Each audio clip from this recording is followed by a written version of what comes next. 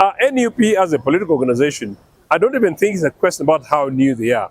I think people want to be nice to them by saying that they're a new political party, and so for that reason, they've done very, very, very well.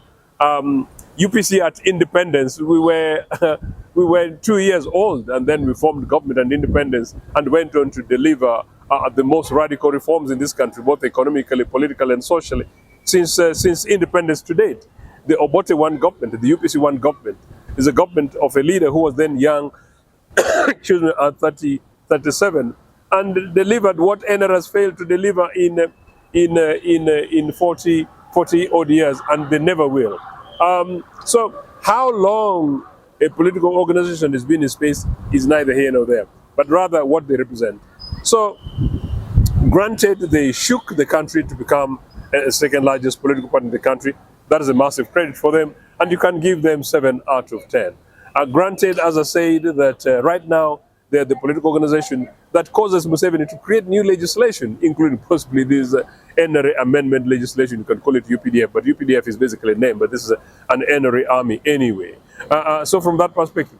But then if you go in terms of what NUP represents, I am biased because I'm Uganda People's Congress, but I'm also biased because I'm a political scholar and a political history scholar.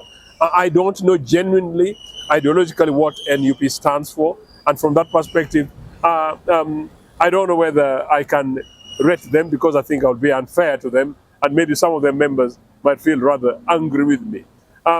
Generally, as the political parties and organizations in this country, both NRA as a governing political party and NUP, I think in terms of effort, NUP right now is sort of the most present organization. But in terms of what they sell to the people of this country, I don't think that I would give them anything more than a 5. But yes, they're youth-led. 2, many young people have linked up with them. 3, the idea that the leader comes from, allegedly was formerly from the ghetto, is a tempting slogan which has both the interests of young people, and then the fact, of course, that the leadership, by and large, is predominantly young. You know, if you look at Robert Chagulanyi, his Secretary General, and his leader in Parliament, you know, they come across as young guys. In fact, they're young guys, and from that perspective, they're basically are quite persuasively young. Of course, many people have suggested that possibly when it comes to issues of leadership, they may not be as representative as ideally they should. Certainly not, you know, if I was advising them. And that includes the question of gender, that in many cases, you normally see 1, 2, 3, 4, 5 men without possibly some other naturally, you know, roped up women who emerge in their position, their ranks. But that is a matter for them. But we wish them well. I wish them well.